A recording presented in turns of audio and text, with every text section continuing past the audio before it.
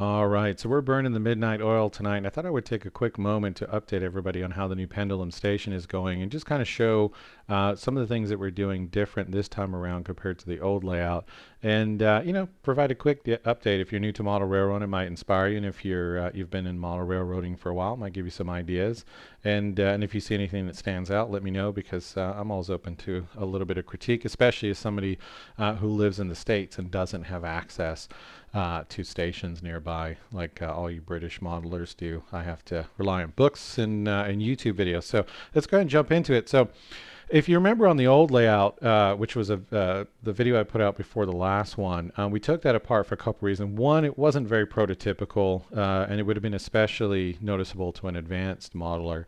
The sizing was off. There was too much that I was trying to do in a single layout, and more importantly, when I actually, wasn't trying to record videos and was just doing sessions on my own, there wasn't a lot to do, and it got boring pretty quick. So ultimately it came down and I put a lot of thought into this one, and it's a station layout. So it's 12 feet by 19 inches. So there's not a whole lot of room to work with here. And it's a station layout that's loosely based off the Minories plan, which anybody in the United Kingdom would be very familiar with that particular plan. And so the reason for that is because on a shunting layout like this, typically you do freight. And for me, I like freight, but I also really like passenger service. I like both. So I'm like, okay, how can I get the best of both worlds? And the station shunting layout, I think, was the answer to that. And so although you wouldn't prototypically see something like this when I'm buying stuff in the United States, I take what I can get. And, I guess I can make up the excuse that maybe they were dropping off some ballast. But you can see the little station in the back there. That's got a parcels point. So the platform one up here, I'm going to, kind of imagine that that's where the Royal Mail comes in and picks up packages from. You can see this is Parcel Express here, and then I have Helgen, Royal Mail, DMU, a couple of those actually that I'm going to be showing on a video sometime soon. And my goal is to run those on a top platform, use these two platforms, which are long enough for HSTs, and then this one down here for, whatever. And I'll show you where this goes in just a second. So here on the far left side of the layout, we have the main entrance. Now, one of the things that bothered me about the old layout was that the platforms were only 2.5 inches wide, which is totally incorrect.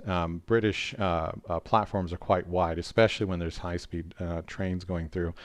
And so these platforms will be much more prototypical. This will be a platform walk area here, and I kind of wanted to do, a full-blown station, sort of modeled after King's Cross, kind of Paddington, a little bit about both. It's fictitious, but that's where the inspiration is coming from. But the problem is a full station building would take up a lot of valuable space, and I only have 12 feet of length to work with. So instead, I'm going to have a 2-inch, I'm going to modify the kit. There's going to be a 2-inch building up here with some mirrors and some, printed photos that'll give the illusion of depth. And then at some point in the future, I might actually have room to add the full station. But that's what's going to go here. You've got, as I already showed, platform 1 in the distance, 2, 3, and 4. And this is kind of just a transition track that will allow locos to go to the diesel depot, which again I'll show you in a second. And for the station, this is not done yet, but this is from a company called Scale Scene, because although Metcalfe or Metcalfe, however you pronounce it, makes some great kits, they're so focused on steam and a certain era that they didn't really have what I was looking for. So this is from a company called Scale Scenes. The kits are really inexpensive, and he makes just amazing stuff. And this is kind of built from scratch. It's definitely harder to build, but I think the result is great. And this is not finished yet. But the only tricky part, if you're in the States, is you got to locate A4 paper. So don't print out on letter paper. Make sure you use A4, which is surprisingly difficult to find, but it ends up resulting in a better look. We'll put that over there. Down here you can see we're still powered with the NCE power cab hooked up to its interface and a USB box that then hooks up to Raspberry Pi. And the reason for that is because I've got JMRI working on this box. on a little Raspberry Linux distro. And the old layout, the trains, one to two of the trains would move back and forth, quote unquote, automated, but it was actually based on a timed Python script that comes with JMRI. And you kind of figure out the time it would take for your train to go at a speed step of 15 from one side to the other, do the math, put that into the Python script, and it worked okay. But when you would run these guys for, say 15, 20 minutes, because each motor, doesn't work at the exact same speed in forward and reverse, they'd eventually start hitting into the buffers and stuff. And it wasn't great. So this layout I've built in blocks, proper blocks, and they're all sectioned off.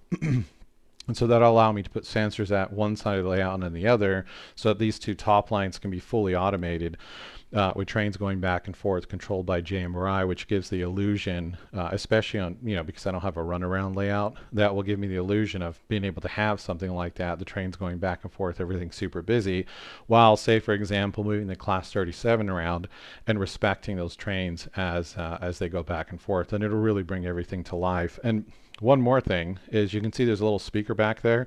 That's not just for me to listen to my podcast. It was me testing a couple scripts that I had written that when the trains come and go, it'll play a platform announcement. And I got that idea from Gauge Masters DCC speakers. But I'm going to put some speakers under here hooked into my Raspberry Pi that will then connect to some audio files in JMRI that'll trigger when trains go back and forth. So that's just something I wanted to do. So you can really, you don't need a lot of space to do some really cool stuff. Down here you can see I've basically made the turn points work the same. You can see it moving back and forth. The only thing that I've done differently this time is on my intro video I have a green and an orange LED, and I've done a combined LED this time just because it's cleaner. And then down here on my original push-pull knobs, it was just kind of a hole on the board. What I've done this time is added this little like ringed cup, and this is actually a cup handle that you would normally put on like a closet door, and so I drilled a hole in it and put these in. In fact, ended up in urgent care because I cut a massive hole through my thumb and finger and had to stop modeling for a couple of weeks. But anyway, the result looks good, and eventually this will be repainted over, and there'll be some plexiglass that will fit from the top to bottom that's been pre-drilled to match this. So I'll show that sometime in the future. And the way that I control my turnouts is, rather than using turtle motors, I use these guys. This is called a Blue Point, and essentially you will run a wire straight up, same thing as one of those motorized turtle things, or I think DCC Concepts also makes a motor.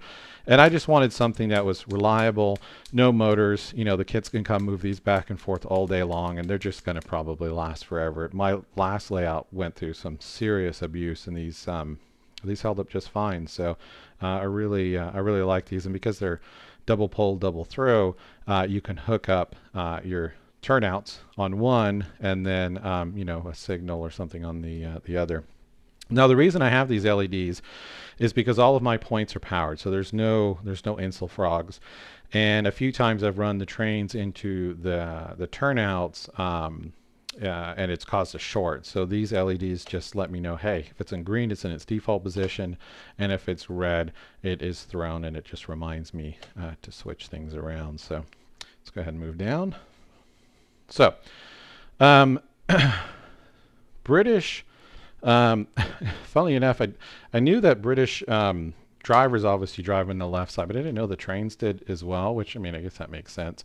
And so on this, the way that this layout will work, see if I can lift the camera up here just a little bit more, is I wanted to make sure, which is really kind of how it is in real life, that any train or any setup that I have could get from one platform to another without me having to really do much. So you've got platform 1, 2, 3, and 4, and then the transition track down there on the left-hand side. Any train can move all the way to the end of the layout and can back up to any one of those platforms, with the exception of platform 1, which is the DMU line. But although it's not perfectly prototypical to what you might find in real life, I feel that it's much more so than the old layout was. And the Model Railways group on Facebook really helped out a bit. We've got a three-way switch here that goes down to a turnout that's curved, which I really didn't want that, but for several reasons I had to install it that way. And I've got another three-way here, and these have all been electrified. They're all hooked up. The buttons just aren't done on this three-way, but it's getting pretty close. And then on this section here, this is going to lead to a diesel depot. And let me just show you the diagram on the wall of what it is that I'm trying to do. Give me a second here. All right. So this probably paints a bit of a better picture. Now, obviously, see if I can get something to point with over here. This is not prototypical.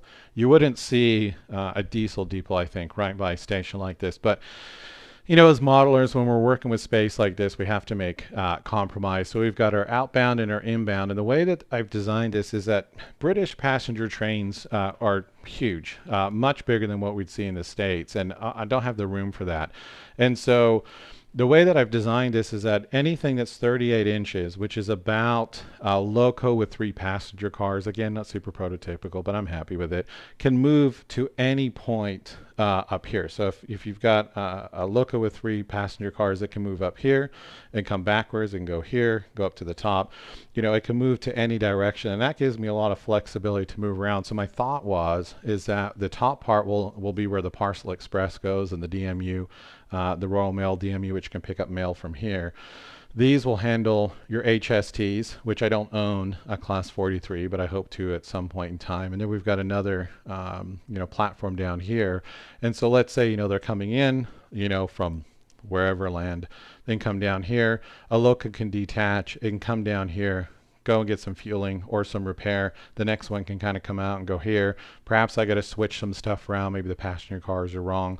And, you know, I can bring out the shunter and move things around. And what I do is in JMRI, I have all of my rolling stock and locos in the system. So it'll print out, I think it's called a manifest, of how the train should be set up. So it may say the Class 37 with Intercity needs to be set up with these coaches, and then the Class 37 rail freight needs to pick up this, that, and the other, and you can kind of move, you know, around here. And I've tried to use the space as best I can. And, you know, there are definitely rooms for improvement here. Yeah, this is what I ended up with, and I'm pretty happy with it. I would have rather this went somewhere else. I was going to do it up here, but there was several reasons why I went against that. You can't see here on camera, but there is a line here, and this is actually going to be a retaining wall. And up here, I'm going to have a cityscape. So the city buildings will run, you know, along here. There'll be a small road in the front, and this will be a, you know, a typical 2-lane, you know, highway kind of thing.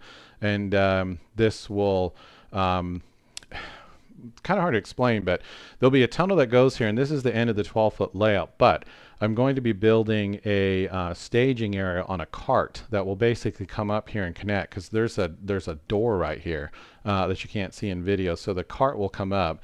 That will allow me to take and remove trains and do whatever I want. And then, you know, when I'm done with the session, the cart will detach, and it actually will go underneath the layout, kind of collapses and goes underneath, allowing for an extra 2 to 3 feet. Even though, you know, we have a door here, and I'll show that in another video. So. All right, so I think that's about it, really, for now. You know, this is 13 minutes in. It's longer than I intended it to be, but that's how things are going. I'd expected this build to go faster than it actually is, but you know, maybe a few more months, and I'll finish up the diesel depot and get the other 4-foot part of the. Actually, it's a little shorter than that, 3.5 foot part of the layout.